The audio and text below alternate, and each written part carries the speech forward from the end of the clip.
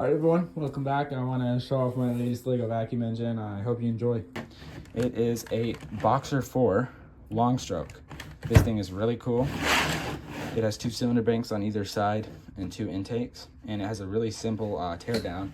Pull this bracket off each side, remove this, and then just kind of pull on the cylinder a little bit, and the whole block comes out, exposing the 2 valves and 2 cylinders on either side.